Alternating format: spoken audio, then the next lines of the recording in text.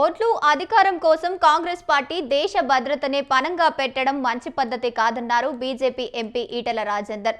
తెలంగాణలోని ఈవీఎంలతోనే ఎన్నికలు జరిగాయని, ఇక్కడ కాంగ్రెస్ ఎలా గెలిచింది అని ప్రశ్నించారు.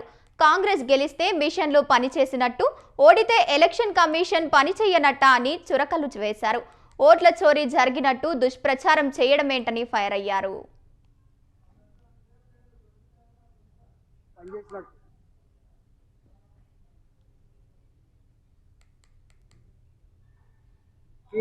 కాంగ్రెస్ పార్టీ అడుగుతా ఉన్నా, నీవు గెలిచిన తెలంగాణ ప్రభుత్వం ఏర్పడిన ప్రభుత్వం ఇక్కడ కూడా మిషన్లే ఉన్నాయి. మరి నువ్వు ప్రభుత్వాన్ని నడుపుతున్న కర్ణాటకలో కూడా మిషన్లే ఉన్నాయి.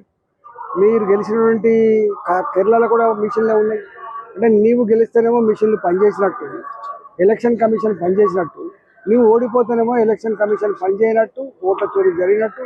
ఇది ఎక్కడి దిక్కుమల్ల ఆలోచన? రెండవది, ఇప్పుడు చాలా మందికి హైదరాబాద్ ఉంది, ఒక సంవత్సరం ఒక ఏరియాలో ఉంటాం, ఇంకో సంవత్సరం ఇంకొక ఏరియాలో ఉంటాం, ఒక సంవత్సరం కిరాయికి ఇంకో ఏరియాకి పోతాం, ఊర్లో ఓటు ఉంటుంది, పట్టణంలో ఓటు ఉంటుంది. ఇవన్నీ సరిచేయాల్సిన అక్కర రెగ్యులర్గా జరుగుతూనే ఉంటాయి. ఈ ఓట్ల కొత్త నమోదు ప్రోగ్రాం కానీ, ఈ డబుల్ ఉన్న కాడ తీసేసుకునే ప్రోగ్రాం కానీ, ఈ నిరంతరంగా ఎలక్షన్ కమిషన్ చేసే ప్రక్రియ.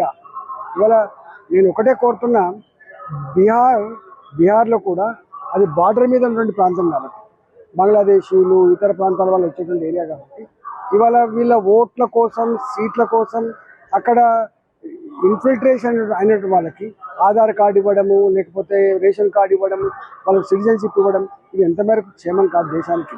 ఇవాళ రాజకీయాల కోసం, అధికారం కోసం దేశ భద్రతనే పణంగా పెడతా అంటే ఇది మంచి పద్ధతి కాదు. ఇవాళ ఇలాంటి చౌకబారు ఆరోపణలు మంచిది కాదు. Election commission autonomous body, election supreme court కూడా ఆల్రెడీ జడ్జిమెంట్ ఇచ్చింది. దాని ప్రకారంగా అది నడుస్తూనే ఉంటుంది తప్ప దానికి పార్టీకి ఏం సంబంధం ఉంటుంది, ఈ ప్రభుత్వానికి ఏం సంబంధం ఉంటుంది? ఈ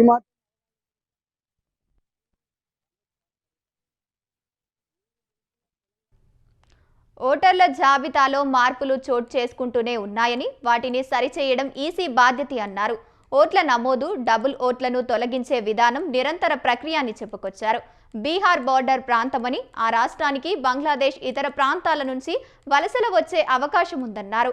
అలా వచ్చిన వారికి ఆధార్ కార్డులు, సిటిజన్షిప్ ఇవ్వడం దేశానికి ఎంతమాత్రం క్షేమం కాదన్నారు.